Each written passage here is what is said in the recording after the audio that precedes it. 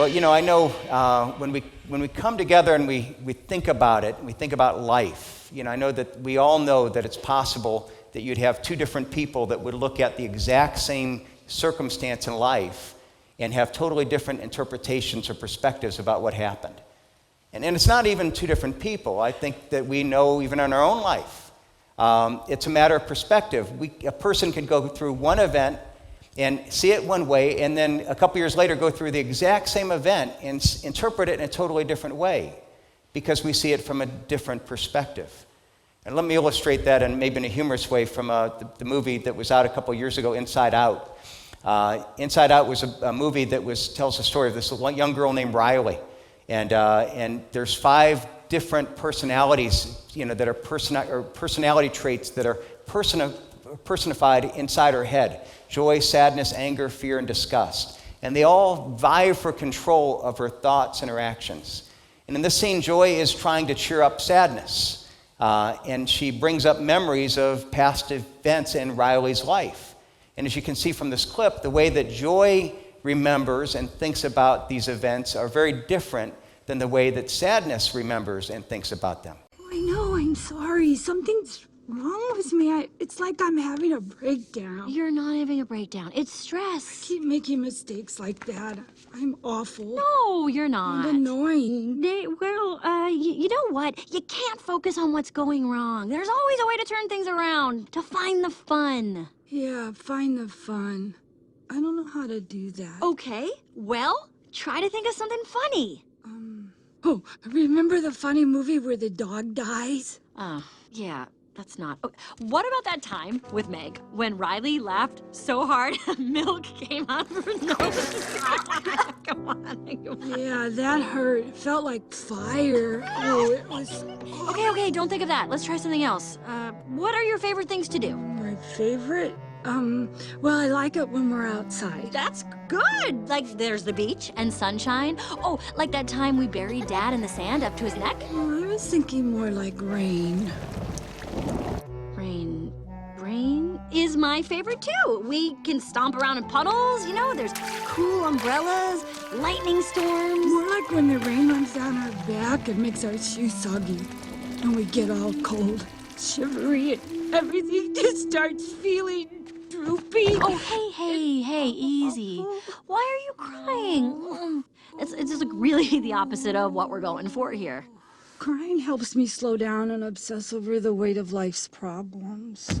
The thing is, when we think about that, we can, the clip kind of puts a little humor to it, but we understand that there's truth to this. That you could look at that and you say, okay, what mind, what do you have speaking? If you have joy, that perspective, we can have a happy memory. If we have a negative perspective, we could have a sad memory. And one of the things that I wonder as we think about this that I think we need to ask is, if we can see things through different perspectives, is there a right way to see it? Is there a correct perspective? And it implies, are there wrong ways? And I think when we look at this, I think there is a correct perspective, but it's not just a perspective of letting joy speak to us instead of sadness. It's not just optimism and thinking the best. And what it is the wrong perspective is when we see events in our life only from the perspective of what we can see. Only from the perspective of our limited view as people, and we think that because that's all that we can see, that's the whole truth and that's all that we need. But what we need to realize is that there is a bigger perspective. There is a God who is in charge of things, and God sees things that we don't. God understands things that we don't. God has a purpose behind things that we can't understand. And that bigger perspective isn't necessarily just thinking positively. It's thinking in a perspective of saying that we understand that there is God. God, how do I see you in this? And how do I see things in my life from your perspective? As we dive into the study of David this morning, what we want to see is that that there's an incredible story of transformation here in David's life. That there's an incredible transformation. That from where he was to where he goes through. Last week we looked at chapters 19 through 21, and we saw that in the middle of that, he's scared to death. That he's scared to death. He's overwhelmed. He's falling apart. He's going from person to person asking for help. He's totally self-absorbed in his own problems. He's oblivious to how his actions are hurting the other people around him. If you could advance, there goes, okay. As we saw, what happens is that he's seeking in desperation. He's losing trust in God. And then he begins to take matters into his own hands. And this leads to him then compromising his morality, lying to people in an attempt to manipulate the people and really trying to manipulate God to get what he thinks that he needs. And then as he loses sight of God, he becomes distorted in his whole view of life. And he begins to make these incredibly terrible decisions because he doesn't see things correctly. And ultimately, he ends up then, pretending to be insane, drooling over himself, trying to escape the danger that he's put himself in. Now, contrast that with what we're going to see in chapters 22 and 23. In 22 and 23, we're going to see that David has been transformed. He's now a leader of people. He's protecting hundreds of people who are coming to him for help. He's taking responsibility for where he's failed. And ultimately, he makes a decision that puts himself at great risk by stepping out to defend and protect a group of people that were under attack. Now, when we look at this, what we're going to see is that between chapters 21 and 22, nothing has changed externally. Nothing has changed in the circumstances in David's life. If anything, they've actually gotten a little worse. But while nothing has changed in the circumstances of his life, everything has changed. Because David's perspective was transformed, and his perspective transformed who he was and how he responded to things. And what we're going to see is, again, what David learned through this are principles that we can learn in our own lives as well. And we saw at last week, it all started with the decision to praise. I think, I love Patrick's testimony of here's someone going through these struggles and saying, no, I need to praise. I need to lead worship. I need to be involved in these things. That's what David did. He, in the midst of this, he makes a decision to praise. And as he makes a decision to praise, he makes a decision, in the context, that things are falling apart. Literally, he's pretending to be crazy. And we're told that he goes from there and he escapes to this cave. And in there, he begins to focus on God. And this isn't recorded explicitly in 1 Samuel, but where it is recorded is in the Psalms. We see numerous Psalms. The Psalms, many of them have a kind of preface that's told when it was written. And what we see is that we look in the Psalms that there are numerous Psalms that he wrote during this time. Psalms 34, 56, 142, and others. He's without hope. He's kind of, down to the point where he's tried everything on his own. Nothing has worked. He's literally at the bottom. And when he's at the bottom, he begins to look up. And let me show you even, for example, one of these places, Psalm 142. If you look at Psalm 142, again, it has this preface, a song of David when he was in the cave. It's written during this time he's in the cave while he's hiding. And look what he writes. With my voice I cry out to the Lord. With my voice I plead for mercy to the Lord. I pour out my complaint before him. I tell my trouble before him. He's at the end of himself. He's broken. He's admitting that before God. But in that brokenness, he then continues in verse 3. When my spirit faints within me, you know the way. In the path where I walk, they have hidden a trap for me. Look to the right and see. There is none who takes notice of me. No refuge remains to me. No one cares for my soul. And I look at that and I think, how often have we felt like that? That we look at that and we say, God, people are, everything's out to destroy me and no one cares about me. There's nothing. There's no hope. And at this point, when David feels like no one cares for him, he has nowhere to go, he remembers in the beginning, no, you know the path. And he continues, I cry out to you, Lord. I say, you are my refuge, my portion in the land of the living. Attend to my cry, for I'm brought very low. Deliver me from my persecutors, for they are too strong for me. And he cries out to God. And then look at what he says in verse 7, because we're going to come back to this. As he cries out to God, before he said, no one cares for me. God, you care for me. But then he says, bring me out of prison that I may give thanks to your name. The righteous will surround me, for you will deal bountifully with me. And so God, not only are you there, but if I understand you, I realize that you're going to provide for me with other people as well. Now remember that, because we're going to come back to that. So when you look at this, what you see is that he calls out. Now, I want to acknowledge that, that there are many people that will teach of the doctrine that says, well, if you seek after God, that God wants to give you a life of joy and blessing and all good things, and if you seek after him and you're faithful. Here you have David. He's not done anything wrong. He's not done nothing wrong. And yet, in the midst of this, his faith has begun to crumble. But it's not that he's done anything wrong, but God has allowed him to go through this time, not because God is disciplining him, not because that he deserves to be punished, but because God is trying to grow him.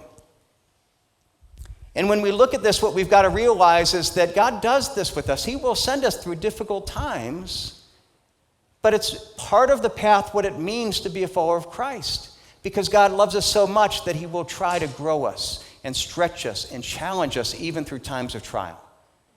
And the answer isn't just to, think well of it, just to think good. Now, if you're a basketball fan, some of you are basketball fans, you know who Steve Kerr is. And he's the coach of the Golden State Warriors and who beat the Cavs. And he was a basketball player. His dad was also a basketball player and a coach. He coached the Chicago Bulls when they were just an expansion team. And he would tell a story about, of the time in the middle of their first season. They were in a big losing streak, and everyone was discouraged. And they're going to play the Boston Celtics, who were in first place. And he tried to pick his team up with a pep talk. And he got them together, and he looked at one player, Bob Boozer, and he said, I want you to pretend to be the best scorer in basketball. And he said to Jerry Sloan, one of the guards, he said, I want you to pretend that you could stop anyone in the game. And he looked at his center, Erwin Miller, and he says, I want you to pretend to be a rebounding machine. I want you to use visualization, and if you do that, you'll win. And he tells that their team went out, and they got dominated the whole game. They lost by 17 points.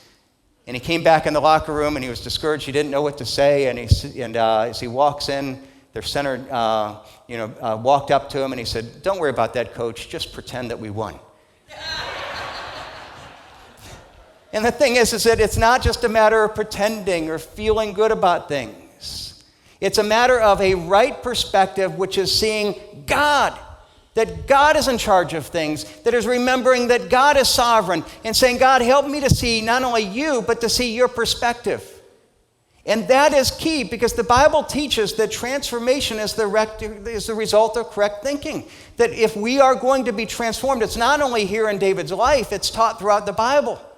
That if we are going to be transformed, it's a matter of right thinking, but it's not just necessarily thinking of it better from our perspective, but thinking of it of God and his perspective. And right thinking was here, refocusing his mind on prayer and then praise and thinking of God. And the more that he saw God, the more he saw life from God's perspective, the more that his mind was transformed and he was transformed. Look what Paul says about this in Romans. Romans 12, it says, do not be conformed to this world, but be transformed by the renewal of your mind, that by testing you may discern what the will of God is, what is good and acceptable and perfect. That we are transformed by the renewing of our mind. When we think right, when we think from a God perspective, the right thinking changes our perspective, and it changes our actions, it changes our life. Now let's see how this plays out in David's life. As we look deeper, we're going to see that this transformation started in worship. As he regained in a sovereignty, a faith in God's sovereignty, that it really started there, but then it changed in very, very practical ways. Now let's see again how it plays out. In chapter 19, I want you to see, if we go back, we see in chapter 19, he's overwhelmed by the threat that Saul is placing to his life. And so what does he do? He seeks God's leader. He seeks God. He seeks him through the prophet Samuel. So let me show you what he does. He goes to the prophet Samuel, 1 Samuel 19:18. David fled and escaped, and he came to Samuel at Ramah, and he told him all that Saul had done to him. Now basically he says, okay, let me go to Samuel. Let me go to God. I'm going to go to God, and I'm going to go to God, and I'm going to tell God, here's what's wrong. Here's all the things that happened. Here's all the things that Saul has done. Here's all the things that you need to do to fix it. And again, I think we do this. We go to God, and we have problems, and we run to God, and we pray, and we say, okay, what is our prayer? God, let me spend all the time telling you what's wrong, and let me tell you what you need to do to fix it. Or then we go to chapter 21, and he goes to the synagogue. He goes to basically the temple where God is, and he goes to the priests. And what does he do there? I'm not going to read the verses, but if you remember when we looked at this, he goes to the priests and he lies to them. He doesn't just tell them all that is happening. He lies and basically, how can I manipulate things and tell my perspective of things to get what I want? So when he's going to the priest, he's basically, again, going to God. God, how do I get the things that I want, the things that I think that I need? So what we see here in David is something that's true of all of us. In hard times, it's natural for us to go to God and to instruct him. We tend to pray this way when we have problems. We have problems and we come to God, and we're more likely to pray during those times of problems. And what do? We go and we say, God, here, let me tell you all the problems. Let me unburden my heart. Let me tell you let me explain to you what's happened and why it's happened and why it's unfair. And not only that, but God, I'll suggest some solutions. And here are the things that I think that you need to do. And like God, that's what we do. We tell God the problem, and we go on to tell him what we think that needs to be done. But it's all about telling. It's all about explaining. It's all about talking to God. Isn't that the way that we often pray when we're overwhelmed by problems? But I want to point out there's a flaw in this approach. And it's simply this. If I come and I tell God about all my problems and tell God, what he needs to do to fix it, there's an assumption I'm kind of making there. I'm really coming to God and I'm saying, well, God, here's what happened. You know what? You might have been asleep when this happened and this slipped through. And clearly what has happened is something that was bad. So let me explain to you why it's bad and tell you what you didn't know beforehand so that you can fix it and get things right to the way it should be, the way that I understand it. See, when we pray that way, we make an assumption that we start with this assumption that God wasn't in charge. When David goes to Samuel and he tells Samuel all that Saul had done, what do you think that God or that David expected Samuel to say? Man, I didn't know that about him. Man, Saul's really that bad? Man, I'll pray to God. We'll make sure and change that. And we laugh at that, but part of that is that's what we do. God, let me tell you, God, you can't believe this problem is here. You can't believe this person opposing me. Man, I got this disease and I got this call, and God, let me tell you. And we kind of think God says, man, I just didn't know that. Man, I'm surprised. Here, let me fix it. Let me get things right. See, what we do is that we start with an assumption that things were wrong, and things are wrong because God wasn't in charge. So we've got to let God know what's happened so he can set everything right. Now, here's what you've got to realize is that that's how David started. But when he praised God, what it did is it allowed him to instead of being overwhelmed by his problems, he's overwhelmed by God, and his perspective changes. Praise allows us to submit to God's wisdom and rest in his sovereignty. That's what you see happening here in David's life. It's really amazing when you see it. Let me even put a couple. These are from the verses we're looking at today, but put them up here. I want you to see that, remember, beforehand he goes and he tells. Now look what happens in chapter 22. We're told that the prophet Gad said to David, do not remain at the stronghold. So basically he's now going to talk to a prophet, not to tell him, but to ask him. In chapter 23, verse 2, therefore David inquired of the Lord. And so here you have his interaction isn't him telling God, here's the problem, here's what you need to do. He's coming to God and he's saying, God, what do you want me to learn? God, what do you want me to do? He's asking. And he's asking because he realizes that God is bigger than the problems, that God was sovereign when the problem started, and that God must have a purpose in allowing this to happen. So he's saying, okay, God, what is that purpose? What do you want me to learn? What do you want me to do?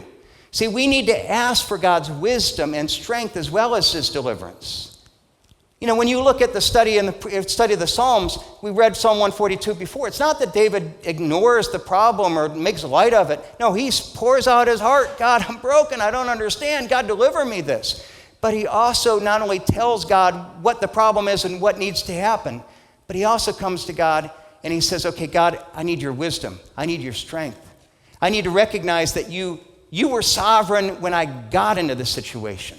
God, you were sovereign when I got this disease. God, you were sovereign when this relationship became strained. God, you were sovereign when the marriage got on the rocks. You were sovereign when this started. And so what happens when I praise, I remember, first of all, God is bigger than the problem. God, help me to be not overwhelmed by the problem, but overwhelmed by you, because I will be overwhelmed by my circumstances, or I will be overwhelmed by God, but I will not be overwhelmed by both at the same time. Help me to be overwhelmed by you. And then as I'm overwhelmed with you, help me to remember that you're sovereign and that you're loving. And help me to come not by starting to, telling, here's what happened and here's what you need to do, but God, to pour out my heart and then say, okay, help me to listen. Help me to inquire. God, what do you want me to learn from this? It's hard to do this, but I'm learning to pray. It's my tendency is always to pray, God, here's the problem, fix it. I'm learning to pray, God, you had a purpose in this. What do you want me to learn from it? And then fix it. And help me to learn really quick so you can fix it more quickly. And I think that's okay to pray that way. But the thing is that God always has a purpose. But there's a humility that comes with understanding that even in the difficulty, God has a purpose. And David totally embraces this. We're going to see next week in chapter 24, he's given a chance to kill Saul. And he basically said, no, God put Saul in charge of king. I'm going to accept that purpose. I'm submitting to God's wisdom and his timing, and he's totally transformed because he goes from telling God to now humbly asking God because of the incredible confidence he has. So it's not only that we come and worship God and overwhelmed by him and let him change our perspective so we ask, but we also see in David that he's transformed by a renewed vision of his God-given call and identity. You see, as he begins to listen to God, and he asks, God, what do you want me to learn from this? God, what do you want me to do in this? He started to hear there is something to learn, and there's not only something to learn, there's something to do. That so often in the most difficult and challenging times, God wants us to serve him. There's opportunity in the midst of that service. Now, this is the thing that is it's amazing. When you look at, if you read chapters 19 through 23, and you see this contrast. It is an amazing contrast. This is the most amazing thing that you see here of this, of how there's a transformation. In chapters 19 through 21, David is totally focused on his problems. And he's going from person to person to person asking for help. He's totally, immersed by this. And later, he gets to the point where he's, even lying, asking for help. And what it shows is that we all have a natural tendency towards self-absorption in hard times. I think we see it in David. It's true for all of us. So we see in chapter 19, he goes to Samuel. Chapter 20, he goes to Jonathan. And when he goes to Jonathan, again, he's so overwhelmed by his problem, he's totally oblivious to the fact that here he's getting Jonathan, Saul's son, to put himself between Saul and David. And so Saul, the king, literally turns on his son and tries to kill Jonathan. And David is oblivious to that. He's oblivious to the fact that what he's doing is incredibly difficult on his friend. In chapter 21, he goes to the priest Ahimelech and he asks for help and he lies about it. And he's totally oblivious to the fact that he's asking this guy for help. He's manipulating and lying to get help, and that Saul might learn about this, and we're going to see later on, which he does, and he takes it out on this priest. But David is oblivious to this. All he sees is his own need. All he sees is his own, being overwhelmed by his own hurt, his own pain. But then what we see in chapter 22 is that he changes. So chapter 22 and 23 is all about him ministering to other people. We're going to see that it's all about him, ministering to people that are hurting, people that are in need, that there's a transformation. And what this teaches is this incredible paradox of living out our faith. When we feel weak and overwhelmed, it's our nature to withdraw, to look for others to meet our needs. But the more that we focus on our own needs, and the more that we look to others to meet our needs, the more overwhelmed by our problems we'll become.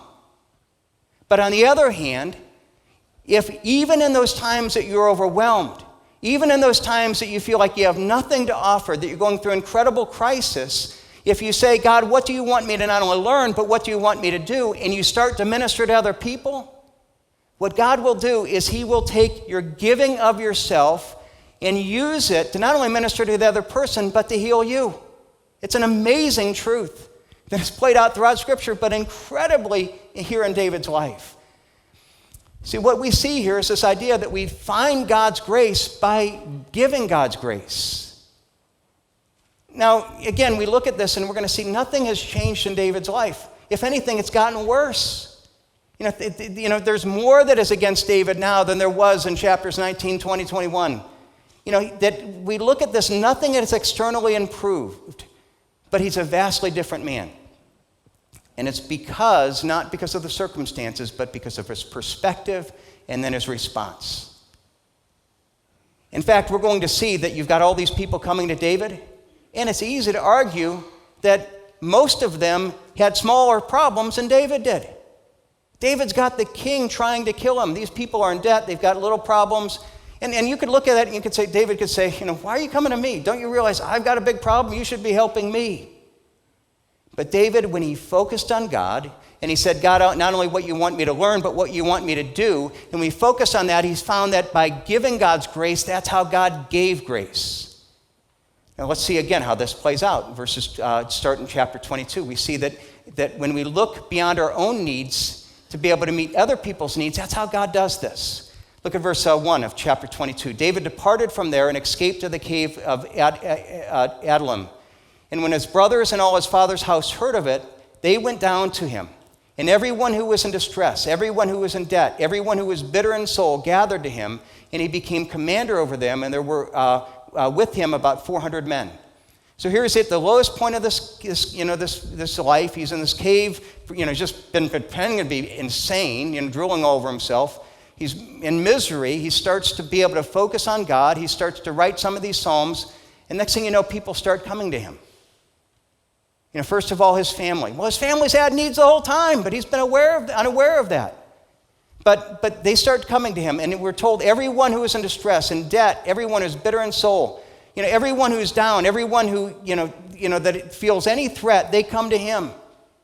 Now you look at this and you think, Saul was saying, man, I want to, beforehand he's a general, and he's got the army, and he's got people that he's leading, and these aren't at all the people that you want to lead. These are the dregs of the culture, in a sense. The people that are distressed, that are under pressure, that are in debt, that are in legal trouble, that are discontent, that are in bitter in soul, that they're people that are unhappy. And when you look at this, it didn't seem that he advertised to this, but people heard about David. And they heard that he was welcoming people in, and they sensed, okay, this is a guy that can help. Nothing has changed in David's life.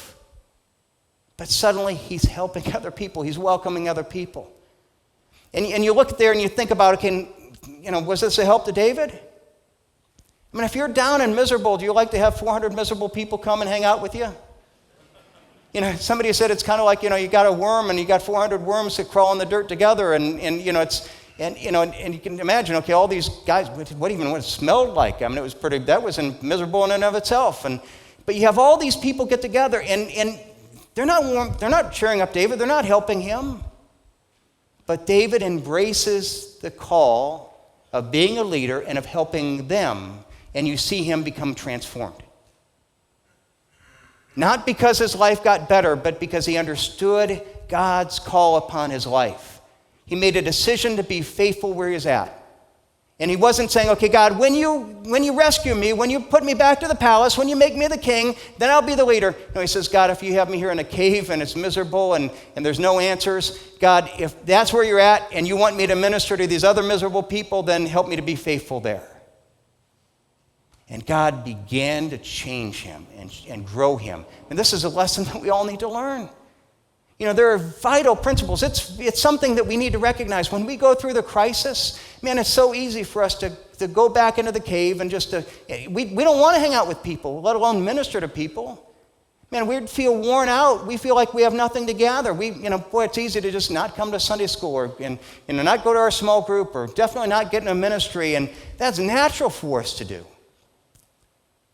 But what we've got to realize, just as it was natural for David, we want to be left alone.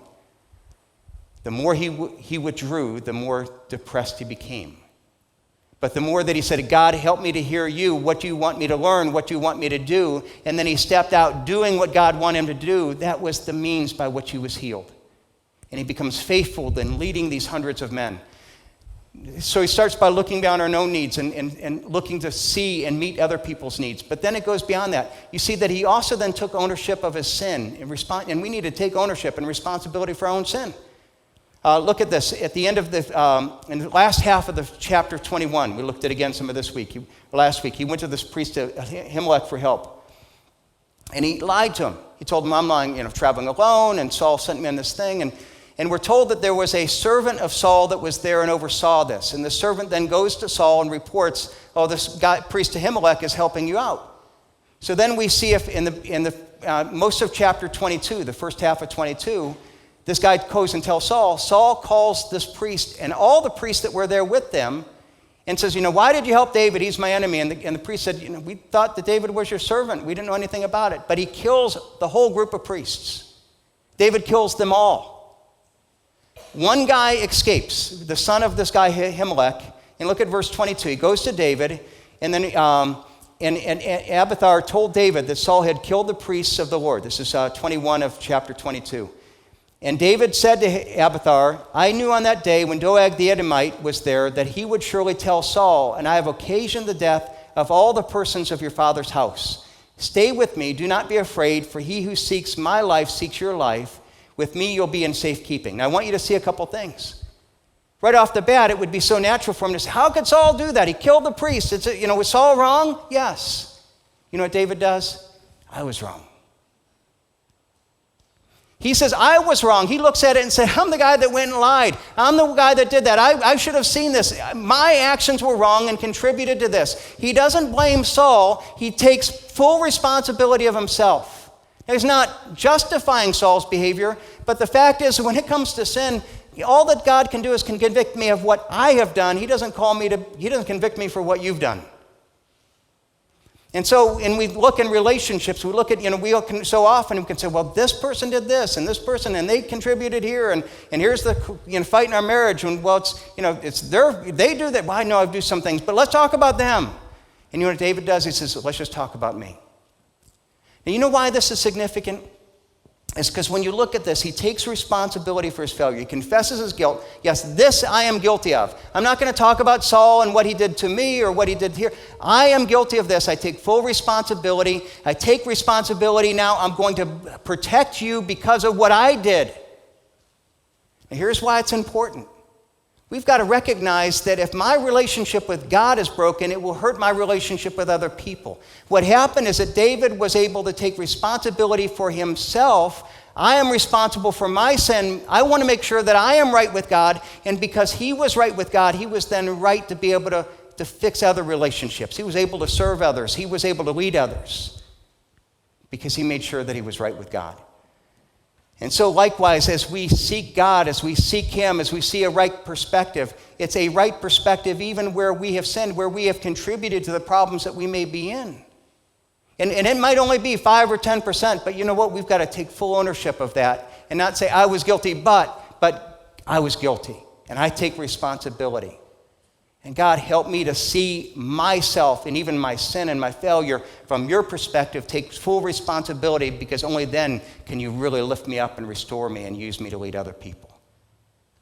And third of all, what we see is that we see also that he embraced God's calling even at the cost. And I'm going to say the cost of the cross, and you're going to see in a moment. Look at go to chapter 23. Now these people come to David. They told David, behold, the Philistines are fighting against Keelah, and they're robbing the threshing floors. And therefore David inquired of the Lord, shall I go and attack the Philistines? And the Lord said to David, go and attack the Philistines and save Keelah. But David's men said to him, behold, we are afraid here in Judah. How much more then if we go to Keelah against the armies of the Philistines? And David inquired of the Lord again. And the Lord answered him, arise and go down to Keelah, for I will give the Philistines in your hand. And David and his men went down to Keelah and fought with the Philistines and brought away their livestock and struck them with a great blow. And so David saved the inhabitants of Keelah. Now here's what's happened, is that they're hiding. He's got people there, and people said, there's a city under attack. And David says, I think that God's calling us to go and save them. And the men are like, wait a second. If we do that, it's not only we're putting ourselves at threat for them, but Saul's going to hear about this. And he's going to find out where we're at, and he's going to come and attack us. If we're worried now when we're hiding in the cave, what's going to happen when we announce to everybody where we're at? And so David listens to him, and they ask of God again. But he sits there and says, it's not all about saving myself. You see, if God has called me to this, I'm going to embrace this call. And even at times it might mean I don't have what it takes, but it might put me at greater risk. And you know what? If God's called me to do that, I'm willing to do it. And we read in the rest of chapter 23, that's exactly what he did. He goes and he attacks and he saves the people. And then the city refuses to save him from Saul, and he's back on the run again. But God saves him. Now, why is that? Because what happens is that if we look at it from God's perspective, and we say, God, not only have you given me this call and you want me to minister to other people, but even if I don't have anything to give, even if it puts me at risk, you still call me to do it. Why? Because if I embrace the cost of the cross, when I do that, what I find is there's also a promise of the cross. There's a promise that if I put myself at risk, that God will give me protection, and not only that, blessing that I couldn't ever otherwise have. Look what Jesus says. Then he said to them, if anyone would come after me, he must deny himself and take up his cross daily and follow me. And whoever would save his life will lose it, and whoever loses his life for my sake will save it. This is exactly what David was doing. This is the idea that Jesus is saying. That if you really want to understand this, there might be times that you feel like, man, I'm a threat. I don't have anything to give. I'm dealing with my own struggle. I'm dealing with my own disease. I'm dealing with my own crisis. And boy, if I do this is going to even put me at greater risk. And Jesus says, yeah, go ahead and do it. Take up your cross. Do things that even might cost you. Why? Because if you do that, I'm going to bless you. If you're willing to lose your life, I will help you find it. If you're willing to give up, I will bless you. You know, who's going to do a better job protecting you, you or me? It's God speaking to us. And David looks at that and says, I'm protecting myself. If I do that, and God says, well, just follow me and trust me to protect you. Who's going to do a better job? And if you follow me, who's going to bless you more? You know, you're going to do it by your own means or by my means. See, what we've got to realize is that there is a promise here. We will only live with this way if we embrace the promise of the gospel. And here's the promise of the gospel. What is the gospel? We come to Christ and we realize that we're sinners, that we cannot save ourselves, that we're desperate in need of God's grace. And we say, God, I ask you to give me righteousness I do not have. And as we do so, he forgives us. He gives us a relationship with God and all the blessings that come in that relationship. And you know what it means to live out the gospel? It means that we constantly come to God in every area of our life and we say, God, help me to realize where I'm broken, what I do not have. And in David's case, help me to realize that I'm broken. I don't have what it takes. God, this is putting me at risk. And I don't have what it takes to fight off Saul. I don't have what it takes to serve these other people. But God, help me to bring my emptiness and my brokenness and to put it at your altar and pay the price of that, because the price that I pay is how you then bless me. It's when I bring my brokenness to you, that's when you not only give me your grace and forgive me, but you give me blessings that I could never have on my own.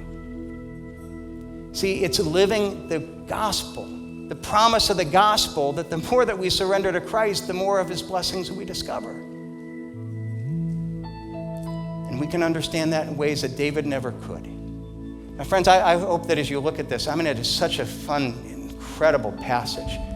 But you see an incredible transformation of a guy that went from, literally not only self-absorbed, to the point of being and pretending to be insane, drooling on himself, to leading hundreds of people, to saving cities. And we realize that the lessons that David learned are lessons that are available to every one of us.